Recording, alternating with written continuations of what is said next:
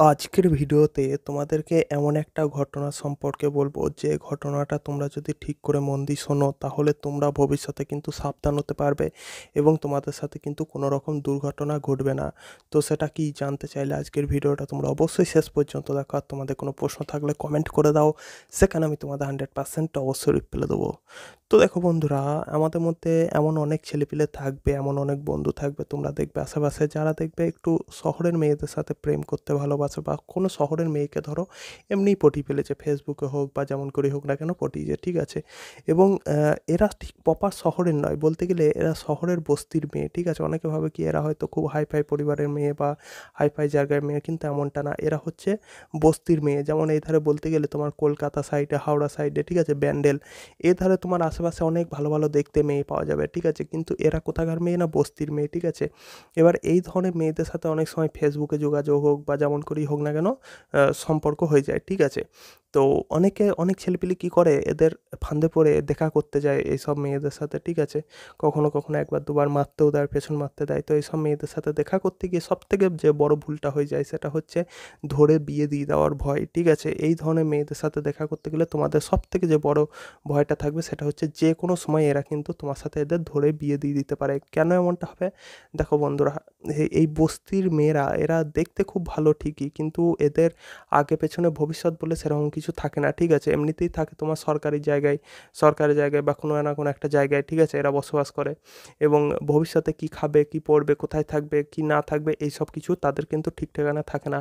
আর এরা যখনই দেখে যে আশেপাশে কোনো গ্রামের ভোলাভালা ছেলে, ঠিক আছে, বা কোনো জায়গার ছেলে এরা যদি পটাইতে পারে এবং তাদের সাথে যদি এদের বিয়ে হয়ে যায়, যার প্রপার ঘর বাড়ি আছে, ঠিক আছে, সে গেঁয়েও হতে পারে কিন্তু তার হয়তো প্রপার ঘর বাড়ি আছে, ঠিক আছে, থাকার জায়গা আছে, হ্যাঁ, ইনকাম পাতি আছে, তো এই ধরনের ছেলে যদি এরা পায় তাহলে কিন্তু কখনো এরা ছাড়বে না, ঠিক আছে। এরা কিন্তু বিয়ে করে নেবে, তাদের সাথে জোর করে বিয়ে করে নেবে এবং তারপর কিন্তু যে বিয়ে করবে সে সারা জীবন জ্বলবে।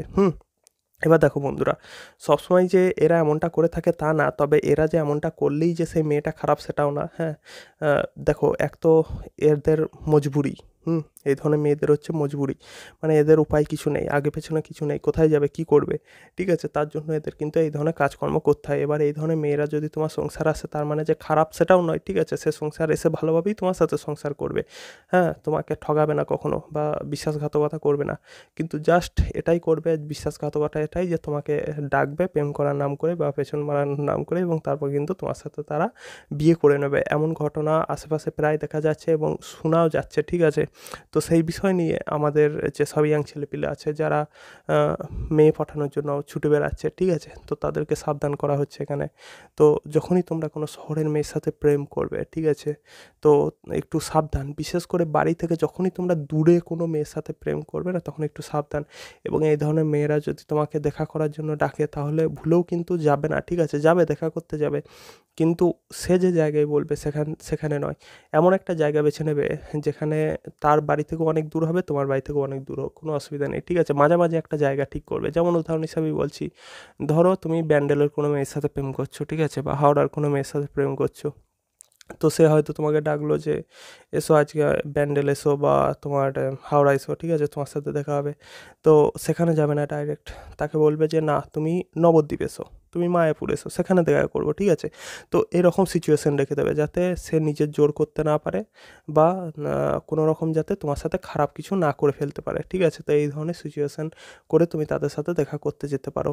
আর যদি তুমি একবার ভুল করে তাদের ডেরায় ঢুকে পড়েছো তাহলে সেখান থেকে বেরিয়ে আসা কিন্তু মুশকিল, তোমার কিন্তু বিয়ে হয়ে যাবে এবং তারপর তার সাথেই ঘর সংসার করতে হবে।